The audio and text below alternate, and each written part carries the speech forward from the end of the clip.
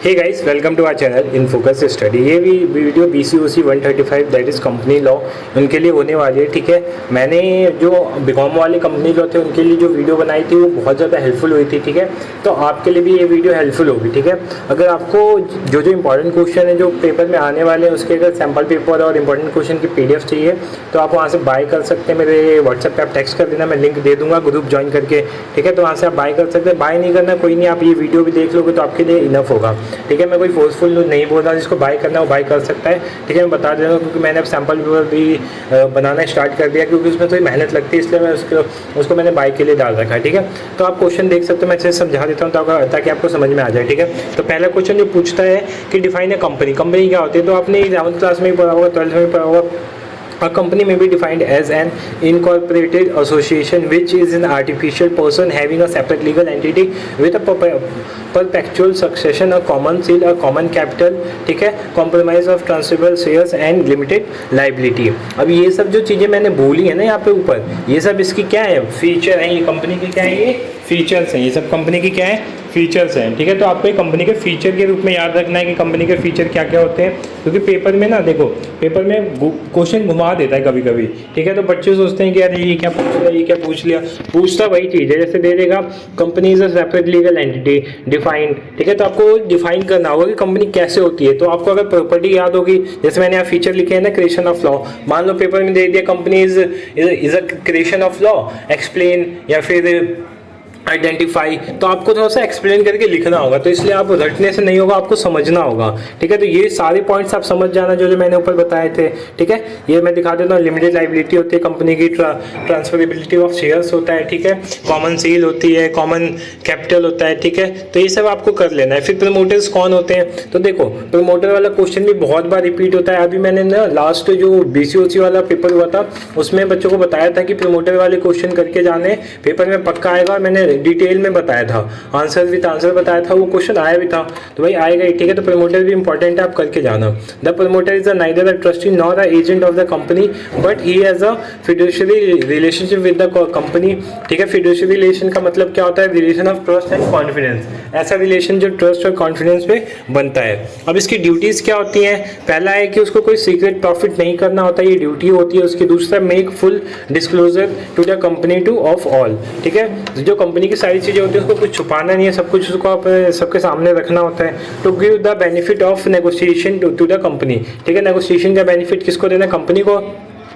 खुद की मतलब जो अपनी प्रॉपर्टी है उसको नहीं बेचनी होगी। ठीक है, विदाउट इन्फॉर्मेशन नहीं बेचनी होगी। ठीक है, duty of promoter toward future allotters, उसको फ्यूचर अलॉटर्स के साथ अपने रिलेशन अच्छे रखने होते हैं। ठीक है, what is a private company. Private company क्या होती है, private company means a company having a minimum paid up shares capital of 1 lakh. ठीक है, इनका minimum paid up share capital कितना होना चाहिए, 1 लाख होना चाहिए। और मेंबर कितने होने चाहिए, उनमें 50 मेंबर्स होने चाहिए। ठीक है, मैक्सिमम कितने मेंबर होते हैं, प्राइवेट में सॉरी 200 होते हैं। ठीक है, मिनिमम 2 होते हैं, मैक्सिमम 200 होते हैं। ठीक है, अब पेपर में क्वेश्चन ये नहीं पूछता, पेपर पूछता है कि प्राइवेट और पब्लिक कंपनी में क्या डिफरेंस होता है। तो आपको ये नंबर्स ऑफ मेंबर याद कर लो, इसमें 2 होते हैं, उसमें 7 होते हैं। मिनिमम मेंबर 2 7 होते हैं। ठीक है, मैक्सिमम कितने होते हैं, प्राइवेट में 200 होते हैं मैक्सिमम, और पब्लिक में अनलिमिटेड होते हैं, कितने भी हो सकते हैं। ठीक है, डायरेक्टर कितने होते हैं, ठीक है, तो प्राइवेट में 2 डायरेक्टर हो सकते हैं टू फिलफिल कॉरम, और पब्लिक में कितने होते हैं, 3 होते हैं मिनिमम। फिर प्रोस्पेक्टस होता है, आपको पता है कंपनी प्रोस्पेक्टस बनाती है अपना, जिसमें डिटेल्स होती है। तो देखो प्राइवेट कंपनी को इशू नहीं करना होता है, जरूरी नहीं होता है, लेकिन पब्लिक को जरूरी होता है इशू करना। ठीक है, ये नहीं प्राइवेट कंपनी इशू कर सकते हैं बट उसको नेसेसरी नहीं होता, बट पब्लिक कंपनी को नेसेसरी होता है। ट्रांसफर ऑफ शेयर, ठीक है, तो private company transfer of share नहीं कर सकती but public company transfer of share, ठीक है, ये बता दिया था। फिर पब्लिक डिपॉजिट प्राइवेट कंपनी नहीं लेती है बट पब्लिक कंपनी लेती है। आपने सुना होगा कि इनके आईपीओ तो अलग चीज़ होती है। ठीक है, सिंपली याद करना, पब्लिक डिपॉजिट प्राइवेट कंपनी नहीं लेती है और पब्लिक कंपनी लेती है। ठीक है, फिर उसके बाद वाइंडिंग अप क्या होता है। ठीक है, तो winding up means pulling an end of the life of a company. ठीक है, जब वो कंपनी की लाइफ पूरी हो जाती है, जैसे हर चीज़ की लाइफ होती है, कंपनी की भी हमने पढ़ी है कि कंपनी क्या होती है, सेपरेट लीगल एंटिटी होती है। ठीक है, तो देखो कंपनी क्या होती है, आर्टिफिशियल पर्सन होती है, कॉमन सील होता है, क्रेडिट कैसे होती है, बाय लॉ होती है। ठीक है, तो जब कंपनी का एंड आ जाता है, कंपनी एक तरह से लाइफ ओवर हो जाती है, तो उसी को वाइंडिंग अप बोलते हैं। वाइंडिंग अप, ठीक है, वाइंडिंग अप समझ में आ गया होगा आपको। अब वाइंडिंग अप और डिसोल्यूशन में डिफरेंस पूछता है कि what is the difference between winding up and dissolution. तो पहला क्या है, ये फर्स्ट स्टेज, वाइंडिंग अप क्या होता है, फर्स्ट स्टेज होता है, और डिसोल्यूशन क्या होता है, सेकंड स्टेज होता है। फिर उसके बाद मान लो वाइंडिंग अप हो गया तो उसके बाद कंटिन्यू कर सकते हैं कि नहीं, तो कंटिन्यू कर सकते हैं बट डिसोल्यूशन के बाद नहीं होता है, ठीक है। उसके बाद क्या क्लेम कर सकते हैं हम इसके वाइंडिंग अप के बाद? हाँ कर सकते हैं, लेकिन डिसोल्यूशन के बाद क्लेम नहीं हो सकता। डील हो सकती है, हाँ हो सकती है, बस डिसोल्यूशन में नहीं हो सकता। अब कौन कौन से मोड्स होते हैं वाइंडिंग अप के, ये भी पूछता है। तो देखो ज़्यादातर पेपर में क्या पूछता है, वाइंडिंग कंपलसरी वाइंडिंग अप आता है, ठीक है। 80% चांस होते हैं कंपलसरी वाइंडिंग अप आने के, ठीक है, और बाकी 10-20% अब पूछ लेता है वाइंडिंग अप क्या होता है, कितने टाइप्स होते हैं, ठीक है, या फिर वॉलंटरी वाइंडिंग अप पूछ लेता है। तो कंपलसरी वाइंडिंग अप क्या होता है देख सकते हो आप। When the life of a company comes to an end by the order of the court then it is termed as tribunal winding up और कंपलसरी वाइंडिंग अप, ठीक है। जब कोर्ट कोई ऑर्डर देता है कि हाँ कंपनी भाई बंद करो, ठीक है, वाइंड अप कर दो, तो वो क्या होता है, कंपलसरी वाइंडिंग अप बोलते हैं या फिर ट्रिब्यूनल वाइंडिंग अप बोलते हैं। तो इसके रीजन पूछता है पेपर में, रीजन क्या क्या होते हैं। तो इनएबिलिटी टू पे डेब्ट्स नहीं पे कर पाओगे आप, ठीक है। कोई स्पेशल रेजोल्यूशन पास करके कर सकते हैं, ठीक है। मेन ऑब्जेक्ट इज फील्ड, ठीक है, जो मेन ऑब्जेक्ट था वो फील्ड हो गया, ठीक है, सॉरी फील्ड हो गया, या फिर अनफेयर मीन आपने कर लिया, या फिर आपने an application made by registrar, ठीक है। जो रजिस्ट्रार होता है वो एप्लीकेशन दिया आपने, या रजिस्ट्रार ने बोला कि हाँ बंद कर दो तो बंद करना पड़ेगा, ठीक है। फेल्ड इन एनुअल रिटर्न, ठीक है, एनुअल रिटर्न आप नहीं फिल कर पा रहे हो तो उसमें भी होगा। Who can file a petition, मतलब कौन कर सकता है, ये तो हो गया कि कैसे हो सकता है, अब करके कौन सकता है वाइंडिंग, कौन अप्लाई कर सकता है। तो कंपनी कर सकती है, क्रेडिटर कर सकते हैं इसके, ठीक है, कंट्रीब्यूटरी कर सकते हैं, और क्या कर सकते हैं, और कौन पार्टीज कर सकती हैं, ठीक है, रजिस्ट्रार कर सकता है, हमने ऊपर देखा, गवर्नमेंट कर सकती है। फिर वॉलंटरी वाइंडिंग अप ज़्यादा इंपॉर्टेंट नहीं होता तो आप स्किप कर सकते हो। फिर उसके बाद क्या है, what is illegal association, what are the consequences of it, ठीक है, इसके क्या क्या परिणाम हो सकते हैं। इलीगल एसोसिएशन होता क्या है, सिंपली है कि मान लो आपको बोला कि क्लास में 4 बच्चों को रहना है लेकिन 5 बच्चे रह गए, ठीक है, तो उन 5 की वजह से पूरी क्लास को क्या मिली, पनिशमेंट मिली। तो यही इलीगल एसोसिएशन होता है कि आपको कंपनी में अब एक फिक्स मेंबर आपको रखने हैं, ठीक है, जैसे ठीक है फिक्स मेंबर रखने हैं, अगर उससे ज़्यादा रखते हो आप, फिक्स मेंबर से ज़्यादा रख सकते हो, जैसे 200 रखने हैं आपको, ठीक है, 200 रखने हैं आपको मेंबर्स। हाईएस्ट कितना होता है प्राइवेट कंपनी में, 200, ठीक है, तो 200 से आप ज़्यादा,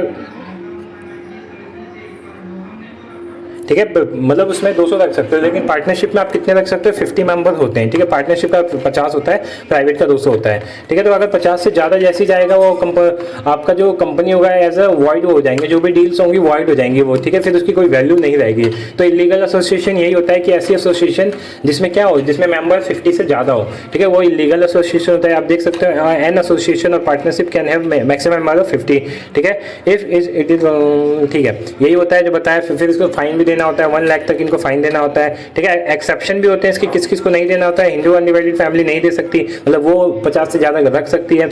एसोसिएशन फॉर्म बाई कोई प्रोफेशनल गवर्नमेंट, मतलब गवर्नमेंट कोई बॉडी कर, गवर्नमेंट की कोई बॉडी कर रही है, अगर किस चीज़ को फॉर्म या वो कर रही है तो वो कर सकता है। फिर इसके कॉन्सिक्वेंसेस क्या क्या होते हैं, क्या क्या रिजल्ट हो सकते हैं इसके।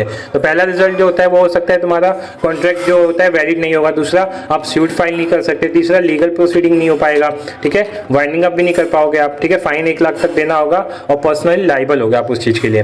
नेक्स्ट क्वेश्चन क्या है, what is mean by IOC है, ठीक है, IOC CIU नहीं है, IOC है incorporation of a company. Incorporation का मतलब क्या होता है, आप जो कंपनी को रजिस्टर करवाते हो, ठीक है, तो रजिस्टर के टाइम पे क्या क्या चीज़ें होती हैं, क्या क्या देनी होती है, वो सारी चीज़ें इनकॉर्पोरेशन होता है। इसका इफेक्ट क्या होता है, तो क्या क्या डॉक्यूमेंट्स इसमें होते हैं, MOA होता है, AOA होता है, एफिडेविट बाय सब्सक्राइबर होता है, list of person who have agreed to be first director of the company, ठीक है, एड्रेस ऑफ द कम्युनिकेशन से, फिर डिक्लेरेशन होता है, ठीक है, तो ये सारी चीज़ें इसके अंदर होती हैं। फिर इफेक्ट ऑफ रजिस्ट्रेशन क्या होता है, बॉडी कॉर्पोरेट हो जाती है, जनरल सील मिल जाती है, इसको स्यू कर सकते हो आप, ठीक है, प्रॉपर्टी एक पर्टिकुलर प्रॉपर्टी हमें होल्ड कर सकते हैं हम, ठीक है, परपेचुअल और सक्सेशन होता है, लाइबिलिटी आपको मिल जाती है, ठीक है, कॉमन बिजनेस, मतलब बिजनेस को आप कॉमन्स कर सकते हो। तो इफेक्ट आप याद रखना, इफेक्ट कई बार पूछता है पेपर में। उसके बाद क्या कॉर्पोरेट व्हील क्या होता है, हाउ कैन बी लिफ्टेड। देखो कॉर्पोरेट व्हील का सिंपली मतलब होता है कि आपको पर्दा हटाना, कॉर्पोरेट व्हील मतलब पर्दा हटाना। आप कैसे पर्दा हटाना, जैसे मान लो आप कंपनी है, कंपनी क्या है, सेपरेट लीगल एंटिटी, कोई गलत काम अगर कर रहा है तो आप कंपनी के नाम से कर रहे हो, ठीक है, तो उस टाइम पे कंपनी को पनिशमेंट ना मिलकर किसको पनिशमेंट मिलेगी, आपको मिलेगी। तो इसी को क्या बोलते हैं, सेपरेट कॉर्पोरेट व्हील बोलते हैं, ठीक है, आप रीड कर सकते हो इसको, ठीक है। Lifting of corporate will mean ignoring the separate entity concept, and when the court ignores the company and concern it self directly with the member और ऑफिस ऑफ द कंपनी, ठीक है। तो ये होता है कि आप कंपनी को इग्नोर करके आप क्या करते हो, सेपरेट लीगल एंटिटी को इग्नोर करके आप मेंबर या फिर जो कंपनी के डायरेक्टर्स या फिर जो भी कंपनी के हाई अथॉरिटी होती है उन पर जाते हो, तो वही होता है लिफ्टिंग ऑफ कॉर्पोरेट व्हील, ठीक है। अब इसके क्या क्या सर्कमस्टेंस हो सकते हैं, 2 होते हैं, एक तो स्टैट्यूटरी होता है, दूसरा जुडिशियल होता है। स्टैट्यूटरी में क्या होता है, मिस स्टेटमेंट इन प्रोस्पेक्टस, मान लो प्रोस्पेक्टस में आपने कोई गलती करी, ठीक है, मिस स्टेटमेंट कर दी, तो वो होता है failure to return application money, ठीक है, एप्लीकेशन मनी पे नहीं कर पाया आप नॉन डिस्क्लोजर ऑफ नेम, ठीक है, ये होता है। फिर उसके बाद क्या होता है, investigation of ownership of a company, इस पे भी आपको मतलब ये भी इसका एक तरह से कॉज हो सकता है। Liability for ultra wire act, ठीक है, fraudulent contents of business, business में आप कोई फ्रॉड कर रहे हो, ठीक है। फिर जुडिशियल में क्या होता है, प्रोटेक्शन ऑफ रिवेन्यू, ठीक है, रिवेन्यू का प्रोटेक्शन कर रहे हो आप, प्रिवेंशन ऑफ फ्रॉड, ठीक है, आप कोई फ्रॉड कर रहे हो, ठीक है। आपको ना केस स्टडी भी याद रखने से गिलफोर्ड वर्सेस हॉर्ने, ठीक है, तो ये टैक्स का ही कुछ सीन था वहाँ पे, ठीक है। जर्मन वाला जैसे ये एनिमी कैरेक्टर हो सकता है जर्मन वाले, जर्मन का एक केस स्टडी है वो आप रीड कर सकते हो, ठीक है। मैं इतना डीप तो बता नहीं सकता बट आप रीड कर सकते हो, क्योंकि जब मैंने नोट्स बनाए थे अपने, जब मैं करता था स्टडी तो मैं केस स्टडी भी करता था ताकि मुझे अच्छे से समझ में आए, ठीक है। तो ये आप रीजन याद कर लेना बस, ठीक है। डॉक्ट्राइन ऑफ अल्ट्रा वायर क्या होता है, देखो डॉक्ट्राइन का मतलब क्या होता है, थ्योरी, अल्ट्रा क्या होता है बियॉन्ड, और वायर्स का मतलब क्या होता है पावर। जब आप मान लो मैंने आपको कुछ काम दिया, ठीक है, कि हाँ भाई तू क्लास को देखता रही हो, मतलब मैंने आपको कुछ सामान लाने के लिए दिया 100 रुपये, ठीक है, मार्केट से भाई 100 रुपये की कोई चीज़ ला, मैंने 500 का नोट दिया, आप 500 की चीज़ ले आए, तो आपको मैंने पावर 100 रुपये की दी थी बट आप यूज़ कितने कर रहे हो, 500 कर रहे हो, तो आपको बियॉन्ड पावर जा रहे हो ना, तो इसी को क्या बोलते हैं, डॉक्ट्राइन ऑफ अल्ट्रा वायर, ठीक है। इसमें क्या होता है, जैसे मान लो एमओए में कोई चीज़ लिखी हुई है, तो एग्जांपल था। अब ये होता कैसे रहे, रियलिटी में कैसे होता है, लाइक एमओए में कोई चीज़ लिखी हुई है, आप उससे बाहर जाके काम कर रहे हो, आप एमओए को फॉलो नहीं कर रहे, तो वो क्या हो जाता है, डॉक्ट्राइन ऑफ अल्ट्रा वायर उसी को बोलते हैं, ठीक है। In the case of company whatever not mention in the MOA as the object और power is prohibited by the doctrine of ultra vires, simply it means company can't go beyond its power which is mention in MOA, ठीक है। जो भी MOA में mention है उससे आप beyond नहीं जा सकते। जैसे एक केस स्टडी मैंने रीड करी थी, उसमें क्या था कि कोई कंपनी थी वो कंटेनर्स बनाती थी, ठीक है। उस कंपनी ने क्या किया, लोन दे दिया किसी को, ठीक है, कि बोला कि हाँ आप कुछ करो हम आपको लोन देंगे। भाई कंपनी का काम कंटेनर बनाना है, तुम काम कर रहे हो लोन देने का, तो ये तो बियॉन्ड पावर जाके काम कर रहे हो, तो इसका केस स्टडी है। केस स्टडी से चीज़ें में समझ में आती है, तो आपको पढ़ना चाहिए सब चीज़ें। इसके इफेक्ट्स क्या होते हैं, वॉइड अब इनिशियो हो जाता है, मतलब लीगल इफेक्ट नहीं बचता है, रेक्टिफिकेशन नहीं कर सकते आप, इंजेक्शन नहीं कर सकते, उसमें पर्सनली लाइबल होते हैं, जो डायरेक्टर होता है बहुत सारे केस में पर्सनली, ठीक है। तो ये पॉइंट भी आपको अब क्लियर हो गया होगा। फिर नॉट इनफॉर्सेबल होता है, ठीक है, ये क्वेश्चन बहुत बार आ रखा है इसलिए बता रहा हूँ, शॉर्ट नोट्स में भी आता है वैसे भी आ सकता है। अब कैटेगरीज क्या होती हैं वो देख लो आप, कैटेगरीज कौन कौन सी होती है, नहीं पूछता है, इंपॉर्टेंट नहीं है, बाकी नोट करना है तो आप नोट कर सकते हो। फिर आता है जो बहुत इंपॉर्टेंट क्वेश्चन है, एमओए और एओए, ठीक है।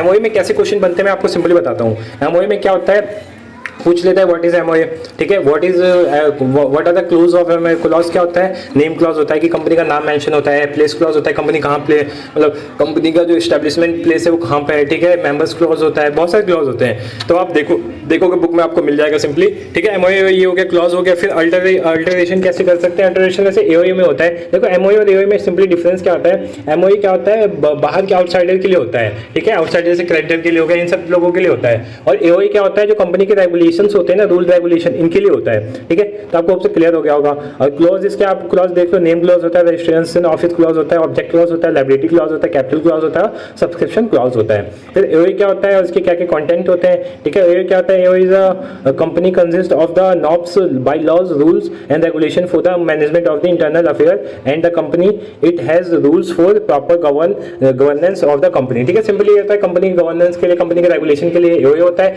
और आउटसाइडर्स के लिए जो डिटेल्स होती है एमओए में होता है, ठीक है। जैसे जब डॉक्ट्राइन ऑफ अल्ट्रा वायर भी होता है तो हम एमओए को कंसीडर करते हैं, एओए को नहीं करते। और बाकी जो कंटेंट होते हैं वो देख सकते हो आप, शेयर कैपिटल होता है, मैनेजमेंट होता है, एनी बोरोविंग, ये सारी चीजें इसमें होती हैं। फिर अल्टरेशन ऑफ एओए मैंने बताया था, पूछते हैं, ठीक है।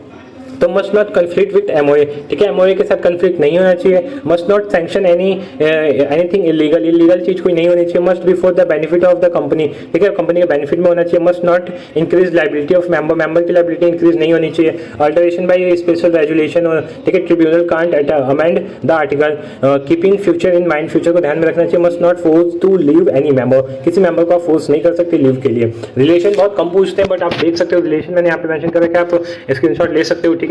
बाकी पूछता जो है वो बताता हूँ मैं आपको, डिफरेंस पूछता है एमओए और एओए में, ठीक है। तो पहले क्या है, इट इज कंपनी, ठीक है, ये क्या होता है, कैरेक्टर बताता है कंपनी का, मतलब एक तरह से कंपनी की प्रोफाइल को बताता है। और ये क्या होता है, कंपनी के बाय लॉज होते हैं, नॉब्स होते हैं, जो कंपनी के इंटरनल इशू होते हैं वो इसमें लिखे होते हैं, ठीक है। स्कोप क्या होता है, डिफाइन ऑब्जेक्टिव बताता है और रेगुलेशन बताता है, ठीक है। फिर उसके बाद क्या है, फंडामेंटल होता है, सप्लीमेंट्री होता है। लीगल इफेक्ट क्या होता है, act beyond MOA is void, कोई भी काम आप अगर एमओए के बाहर जाके करते हो तो वॉइड हो जाता है, क्योंकि उस पर फिर डॉक्ट्राइन ऑफ अल्ट्रा वायर का केस लग जाता है, ठीक है। It can be rectified inside, ठीक है, ये रेक्टिफाइड इनसाइड नहीं हो सकता है, ठीक है। अब रिलेशन कैसे होता है मैंने बताया था, आउटसाइडर के लिए एमओए होता है, इनसाइडर के लिए ए होता है, तो ये भी आपको क्लियर होगा फिर, ठीक है। तो पॉइंट्स आप देख सकते हो, इजी पॉइंट्स है, ज़्यादा टफ नहीं है, ठीक है। तो ये हमारे मेन कुछ क्वेश्चन से जो पेपर में पूछे जाते हैं, ठीक है। अगर आपको इंपॉर्टेंट क्वेश्चन ये तो आंसर भी था, ठीक है। अगर प्रॉपर क्वेश्चन की पीडीएफ चाहिए तो आप टेक्स्ट कर देना व्हाट्सएप पे, मैं आपको, ठीक है, मैं आपको बता दूंगा कौन कौन से हैं, ठीक है। व्हाट्सएप पे अगर ज्वाइनिंग लिंक में दे दूंगा नीचे, वहाँ से ज्वाइन कर लेना आप, वहाँ पे मैं आपको पीडीएफ दे दूंगा, ठीक है। होप्स आपको वीडियो अच्छी लगे, वीडियो अच्छी लगे वीडियो लाइक करना, चैनल को सब्सक्राइब करना। Thank you so much.